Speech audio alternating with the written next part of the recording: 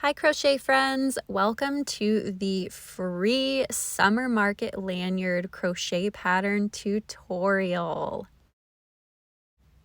I'm Mackenzie, the creator behind Summer Day Crochet. Let's dive in. The Summer Market Lanyard is a great high profit margin item to sell at craft shows or online, and it also just makes a great gift for a wide variety of people. Moms, teachers, healthcare workers, college students, you name it. It's a really quick 20-minute or less make, and it's a very beginner-friendly pattern. You can find the free written version of this pattern on my blog. The link is below. The supplies you need are listed in the pattern and are also linked below.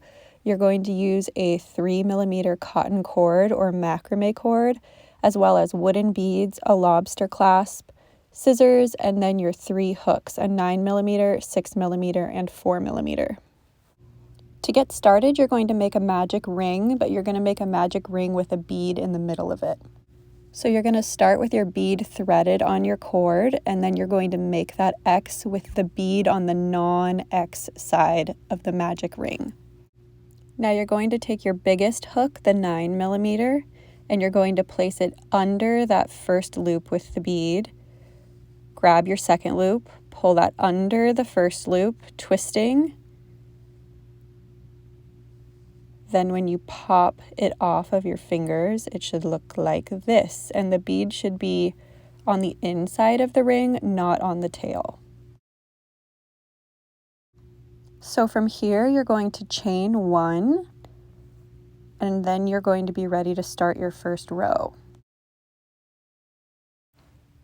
For row 1, you are going to single crochet 6 into your magic ring.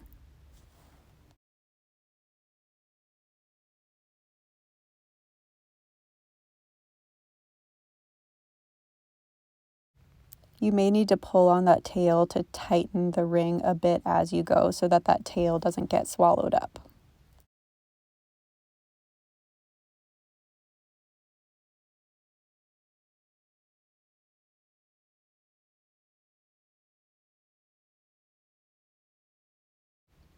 So now we have our 6 single crochets in the magic ring, and we're going to pull on that tail to tighten. And now that bead should be sandwiched in between your first and your 6th single crochet. It should look something like this.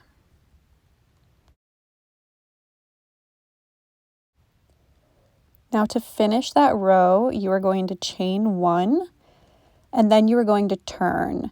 Now somehow I don't have my turn on video here, but if you look now, I have turned it. And now you are ready to start row 2. So for the first stitch, you're going to increase. So we're going to single crochet twice into that first stitch. Same for the second stitch, 2 single crochets into that second stitch.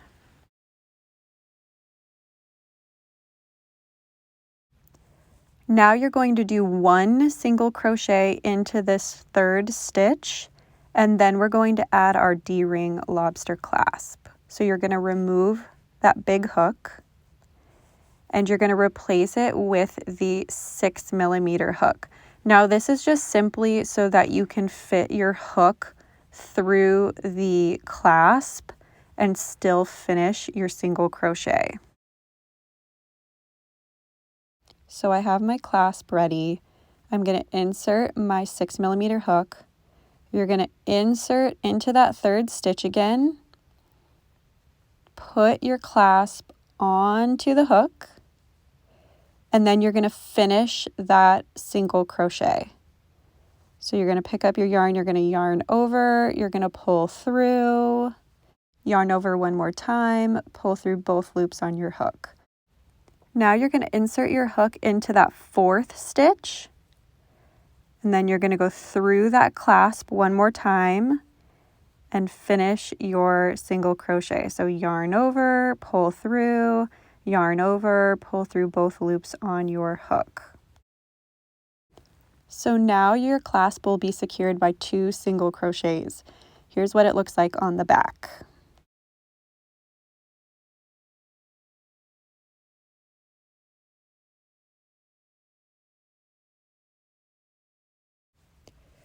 Now that the clasp is on, you're going to switch back to your bigger hook, the 9mm hook.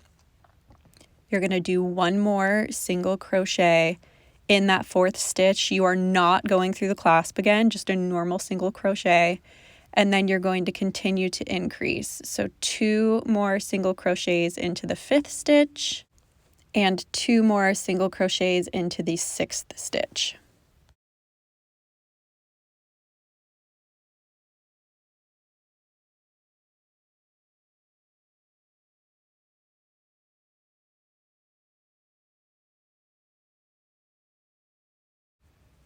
Now here's what it will look like after you've attached that clasp and finished your increases.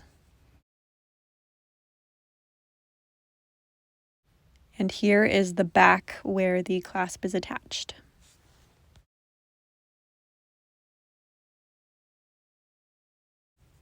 So you are going to start row 3 by turning.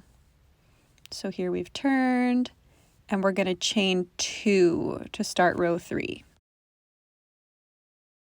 After you've chained 2, you're going to insert your hook into that first stitch and you're going to slip stitch. So now we're just going to continue this pattern. We're going to chain 2, slip stitch all the way across this row.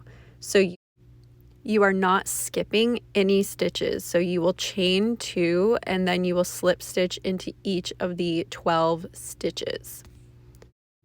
So I'm going to speed this up and skip ahead as I continue to chain 2 and slip stitch across this row. So feel free to pause it here if you need some time to get caught up.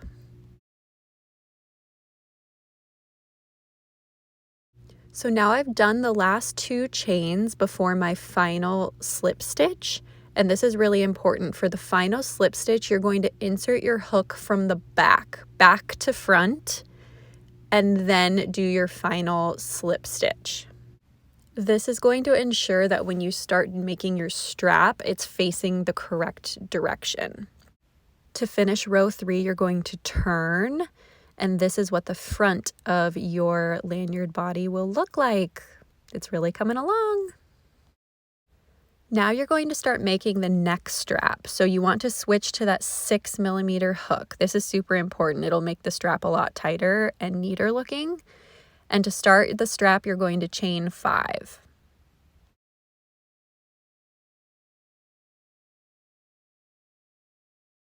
Once you finish that 5th chain, we're going to start adding beads. So you're going to remove that hook. I really like the look of just simple round wood beads. I've linked some beads down below, but this is definitely an opportunity for you to get creative. So to get the beads on the strap, you're going to need a smaller hook that easily fits through the hole of the bead. You're going to put the bead onto your hook.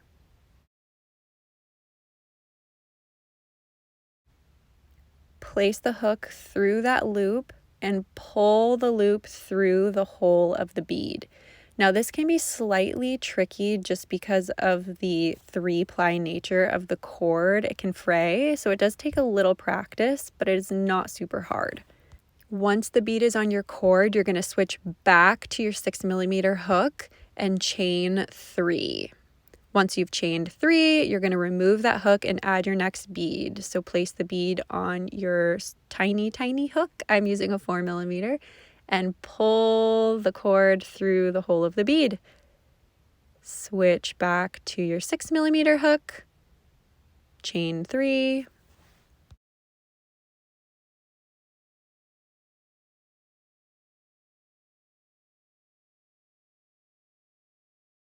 and add your last bead. Put your bead on the tiny hook, hook that loop, and pull the cord through the hole of the bead.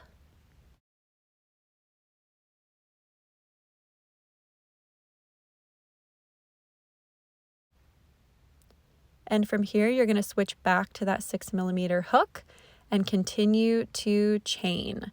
I chain about 60 more, about 30 inches total for the strap. Now, before I skip ahead, here is what those 3 beads looks like. Here's the front view.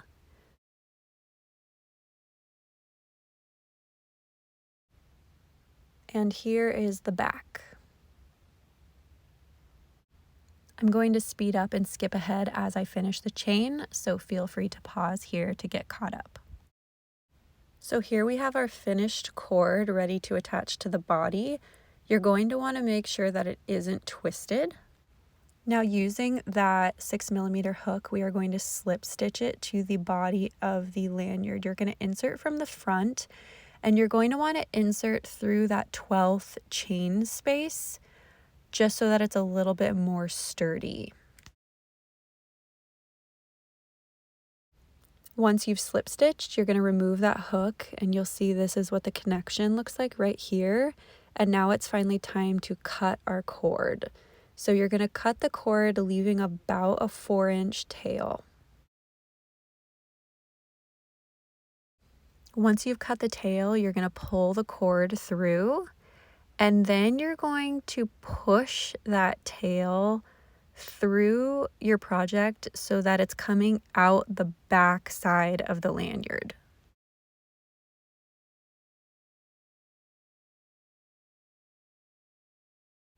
So when we flip to the back side, you'll see here's the tail coming out of the back. And now we're going to want to do the same thing with your magic ring tail.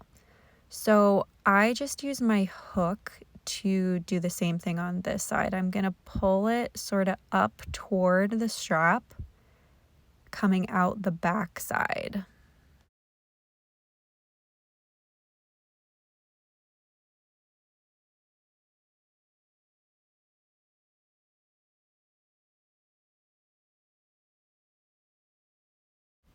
Now both of your tails are coming out the back side up the straps. Now I am going to show you how to make one of these wrap knots. This is a great way to really secure the strap to the body of the lanyard, and it's also just a cool touch aesthetically. So first you're going to cut a piece of cord about 18 inches long. You're going to make a loop like so, and then you're going to hold this right on top of the area where the strap meets the body of the lanyard. Both of the cut ends of that piece of cord should be facing up the strap. Now holding that loop tightly in place, you're going to start wrapping really tightly with the other end of that cut piece of cord. You're going to wrap around the loop itself and also around that tail end that you wove up the strap. You're going to wrap downward about 5 or 6 times. And you want to make sure that you have that tail end of your loop exposed at the top of your wrap. You're going to need to pull that later. Once you've finished wrapping, you're going to hold that wrap tightly in place, and you're going to thread the end of the cut cord down through that loop.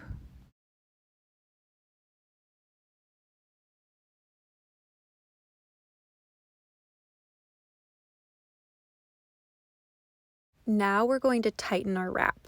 So at the top end of your wrap, you're going to have 2 tails. One of the tails is from where you cut after you attached the strap to the body of the lanyard. The other is the tail from your wrap cord. So you're going to pull that one, the tail of your wrap cord. This is going to tighten the loop at the bottom of the wrap and pull that loop and pull that cord tail up under your wrap. You're going to have to pull pretty hard and also hold that wrap in place. You might need to adjust a little bit, but once you've tightened that wrap knot and pulled the loop and the other tail end up under the wrap, you can cut all of your ends and everything will be secured.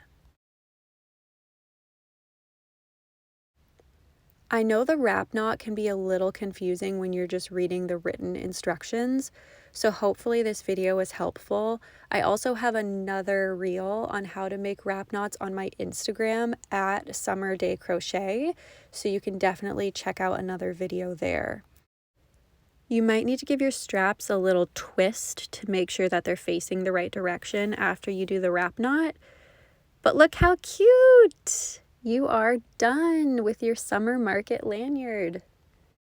If you enjoyed this tutorial, there are several ways that you can support my small business for free.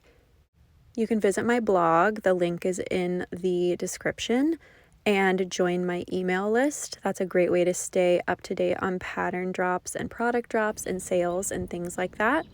You can also follow me on Instagram. I have a lot of fun content there. My Instagram is @SummerDayCrochet. If you're really feeling generous, you can buy the paid PDF version of this pattern. It's really affordable and very beautiful.